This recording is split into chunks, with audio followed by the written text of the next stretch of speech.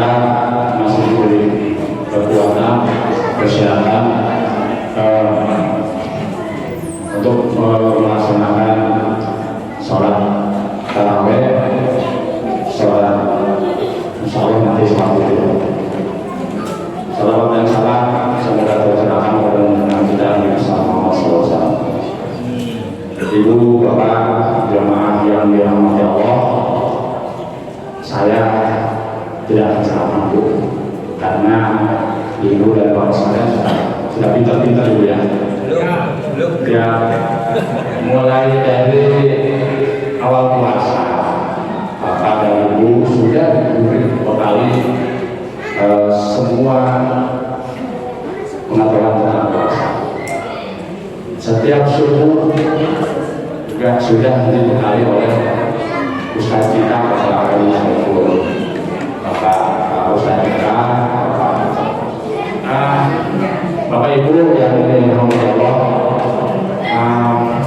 Ternyata jamaah kegiatan kita ini masih kompak dulu ya, masih tetap eksis walaupun sepertinya THR sudah turun ya Bu ya.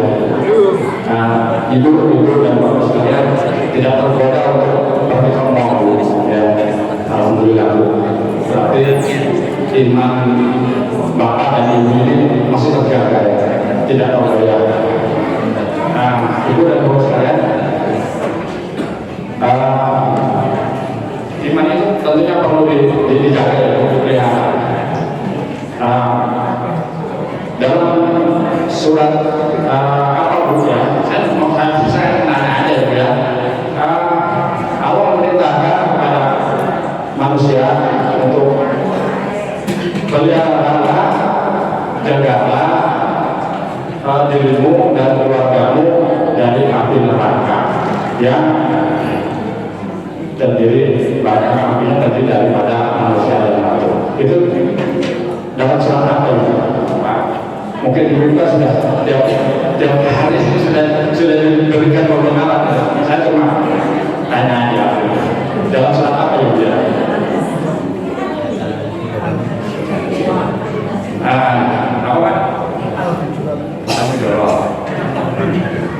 Ya ayyuhalladzina amanu Quran, ya ayyuhalladzina amanu Quran musikun wa'alaikum ya bilang itu Pak Ustaz katanya Quran musikun. Jadi artinya kita ini harus menjaga diri kita, keluarga kita dari siksa yang bahannya dari manusia dan batu. Tapi kadang-kadang ada orang yang bilang, wah, kami berbahaya. Kira-kira agak sama nggak Bu? Ada yang bilang, api berbahaya gitu. Nah, itu. Karena saya tuh begini, saya pernah punya pengalaman Bu ya, pengalaman ada seorang buah rumah tangga yang di dalam rumah tangga itu istilahnya dia memberikan secara demokrasi untuk bebas beragama. Mungkin ada yang muslim, ada yang non muslim. Nah pada saat berlangsungnya itu nggak ada masalah. Tapi pada saat yang non muslim itu lebih dominan pada menjelang hari tuanya, dia sudah tidak bisa apa-apa lagi. Ternyata yang lebih dominan itu lebih menguasai orang tuanya. Secara materi tidak ada kurang, karena anak-anaknya semua juga sudah jadi orang. Saya sangat dekat sekali dengan orang tersebut, bahkan sudah saya anak orang tua sendiri. Singkat cerita, karena orang itu sudah sepuh, sudah sampai sekitar, setiap saya menyambangi ke rumah itu tidak ada di rumah. Dibilang katanya di luar kota. Terus saya datang lagi, di putranya yang di luar kota. Setiap saya padahal sebelum sakit saya informasi itu bebas. Nah, dengan cerita karena di dalam rumah tangga itu bermacam-macam agama, ada yang lebih dominan, alhamdulillah dari ternyata saya cerita kalau bapaknya itu yang sakit sudah dikuburkan sama anaknya yang muslim. Saking penasarannya saya, pada saat itu saya nggak percaya. Nah, tapi karena saya itu sangat dekat dengan orang itu, satu kali saya datang pintunya dikunci, 2 kali juga dikunci, 3 kali dikunci. Nah, jika cerita Allah sudah membukakan keinginan saya. Begitu saya datang 4 kali ini, 5 kali ke situ, pintunya terbuka, bukan terbuka, tidak terkunci, Alhamdulillah, saya masuk ke rumahnya. Setelah saya masuk ke rumahnya, ada, loh, kok bisa masuk? Kok bisa masuk? Kenapa kok bisa masuk? Ternyata Allah ini sudah memberi jalan.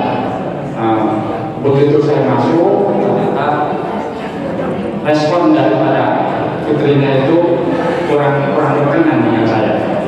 Nah, saya masuk ke dalam kamarnya, ternyata di kamarnya itu sudah ada gambar-gambar yang bukan manusia.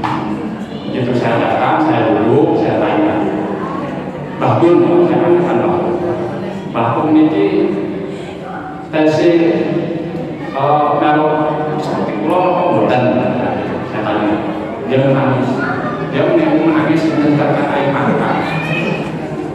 Mungkin dia merasa sudah dibelokkan arahnya. Begitu saya datang, dia nangis, dia memeluk saya. Tiba-tiba dia mengucapkan kalimat salam dalam surat Yasin itu, penggalan Yasin itu, dia menangis.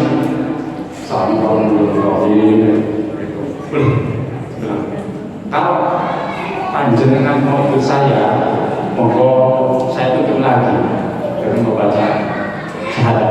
Alhamdulillah dia mau. Setelah itu, setelah saya ajak bersyahadat lagi, saya pulang, 2 hari kemudian. Nah, 2 hari kemudian itu 2 hari kemudian, saya masih di rumah. Tiba-tiba ada ibu-ibu datang ke rumah. Padang. Ada itu bapak itu kenapa? Bapak itu nggak tahu kontak. Saya pakai baju, saya pergi dari sana ke rumahnya. Ternyata dia mungkin sudah bagaimana ya Mas? Ternyata saya datang ke sana, ada ibu-ibu yang mendoakan bapak itu dengan baca syahadat Islam. Seolah-olah hatinya dia menolak. Terus saya mohon maaf kepada ibu itu, tolong ibu keluar saja. Dari keluar, terus saya ajak ngobrol. Ternyata dia masih mau ngobrol. Saya takdir pelan-pelan.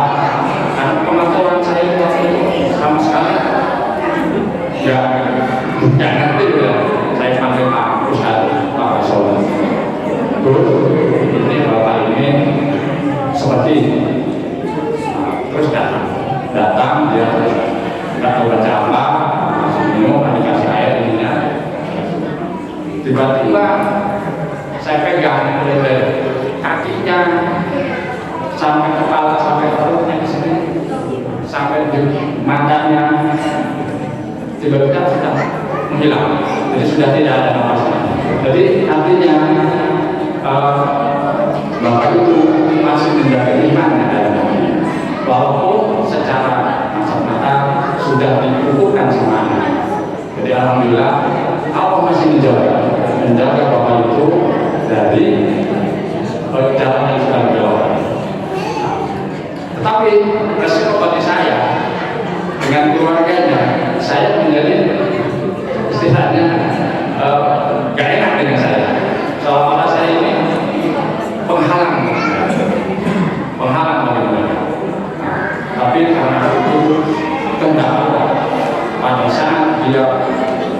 Bapak Ibu yang memutuskan apa, satu pun anaknya yang beragama Israel Muslim itu tidak ada. Nah, pada saat itulah kesempatan saya memberikan takdir kepada Bapak Ibu. Nah, sebagai cerita awal menanamkan imannya untuk Bapak yang sudah meninggal dan menjaganya sampai di kuburan. Dan itu resikonya saya yang sampai sekarang keluarganya sama saya yang bukan non-muslim itu sampai sekarang tidak kurang baik dengan saya, tapi tidak apa-apa. Jadi istilahnya Bapak itu terselamatkan dari kuburan. Tentunya Ibu dan Bapak sekalian, dari pengalaman saya ini kita bisa mengambil hikmah. Kenapa? Tadi surat ini bisa dibacakan surat tahrim ayat 6 bahwa kita harus menjaga diri kita, keluarga kita dari sisa api neraka. Maka dari itu Bapak dan Ibu sekalian sudah mulai sekarang.